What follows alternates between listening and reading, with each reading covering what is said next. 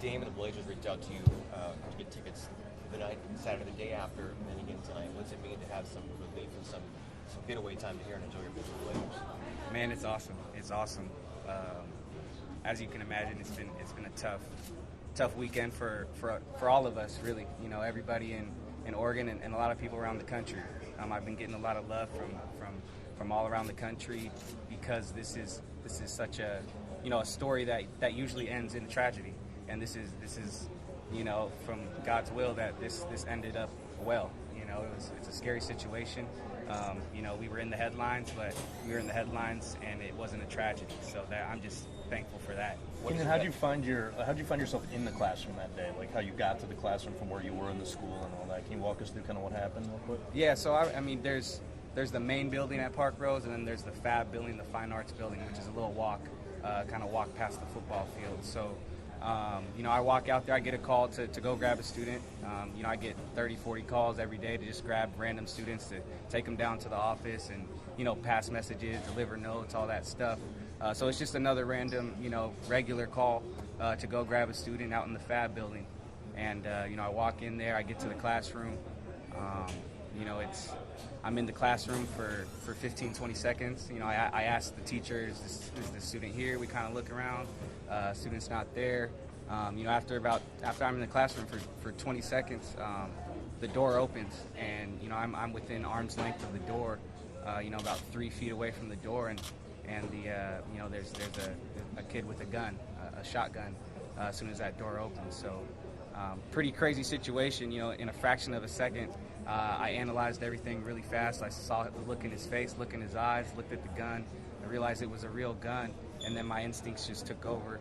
I lunged for the gun, put 2 hands on the gun, and he had his 2 hands on the gun, and obviously the students are, running out of the classroom and screaming, and I'm just making sure that barrel of the gun isn't pointing towards them or towards me, and I was able to wrestle it away and kind of save the day. Everyone's using the word hero, and rightfully so. I mean, from our perspective, how do you respond to it? I respond to that just, I think the universe works in amazing ways. I think I've gone through stuff in my life that have prepared me for that moment. I'm lucky and I'm happy that I was in that classroom for those kids and that I was able to prevent that tragedy. I don't know necessarily hero is the right word, but the universe works in mysterious ways, and I was meant to be in that classroom, and I was meant to stop a tragedy. Even that scuffle, how long did that last? Details like that, I don't really know. I can't really remember that. All I know is the important parts is that I was able to get that gun from him, and everybody got out safe. What's your message to other staff leaders around the country that deal with this, unfortunately, often to step in and you don't want to call yourself a hero, but you work?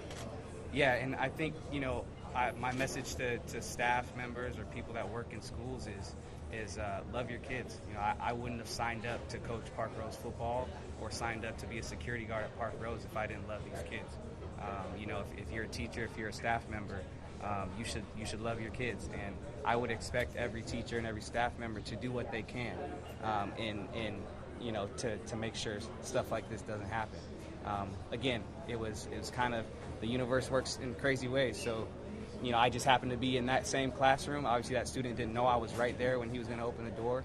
I was within arm's length of him, so obviously it happened fast, and I was able to get to him. So I'm lucky in that way. But to staff members, school teachers, all that, just love your kids. We have to protect that next generation, and I look at myself as someone that wants to protect that next generation and wants to continue to spread love around this world, and especially around Portland. What do you part of you at any time think momentarily, right at that moment, run, get paused? Never. What are the discussions like with the kids now today going forward? The discussions were good. I got a lot of love from the kids. Obviously, I got a lot of hugs, and they were all just happy that I was there. They're all telling me thank you, and we had a lot of extra people in the building, a lot of counselors from around, the David Douglas and Reynolds and a lot of those schools. They brought their counselors in. There was extra, police there, and we had a good support system ready for the kids, especially those kids that were in that building at that time. So yeah. During that struggle, did you guys exchange any words? Was anything said between you and that student? Well, once I got the gun and I kind of called for another teacher to come to grab the gun from me, then it was just me and that student, and it was a real emotional time. It was emotional for him. It was emotional for me. In that time, I felt compassion for him. And a lot of times, especially when you're young, you don't realize what you're doing until it's over, right? And kids today, there's a lot of challenges growing up in this day and age that they go through, and that the mental health thing and access to weapons and all this stuff. It's all a big problem that we need a solution for, and there's no quick fixes. But I felt compassion for the kid, to be honest. I had a real life conversation. Obviously he broke down, and I just wanted to let him know that I was there for him. I told him I was there to save him. I was there for a reason, and that this is a life worth living. Keanon, what do you think we can do as a society to address this issue? This one ended well, thank God, but some of them don't.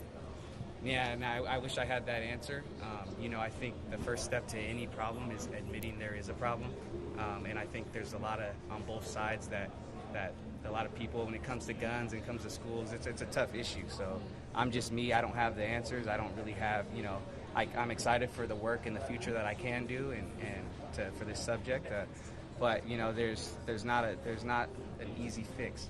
But I think on both sides of the arguments, when it comes to guns, when it comes to violence, when it comes to school, protecting our kids, I think we have to just at least come together and agree that there is a problem. Once we all can agree that there's a problem, then that's how you find a solution.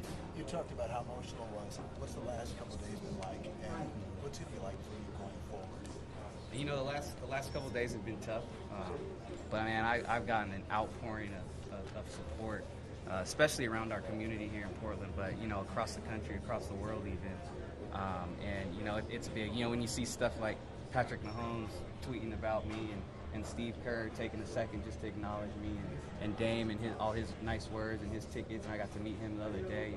That stuff has really helped. And I have a great support system. I have a great family, great brother, great girlfriend, great sister, mom, that have helped me through this. Moving forward, I'm just excited to be here for this community and to continue to help these kids, man. It's all about that next generation. What can we do to help that next generation? They are the future of our country.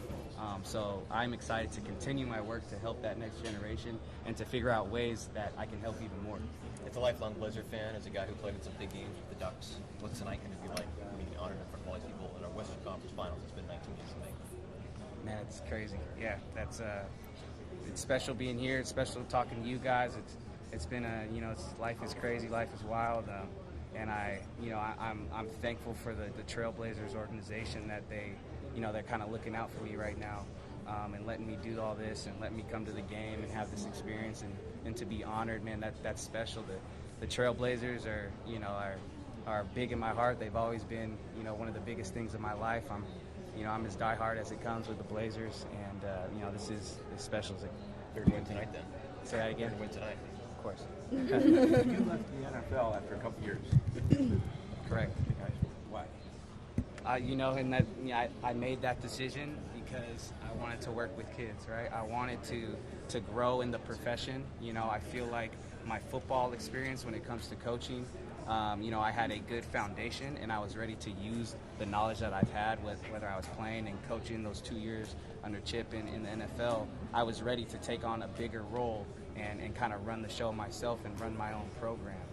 And what better way than to coach, high school kids, So I'm kind of, two birds, one stone kind of thing, where I'm able to grow and find my voice as a head coach, because that's what I want to be moving forward in the future. But also work with that next generation and help mold these kids and give them somebody that they can count on.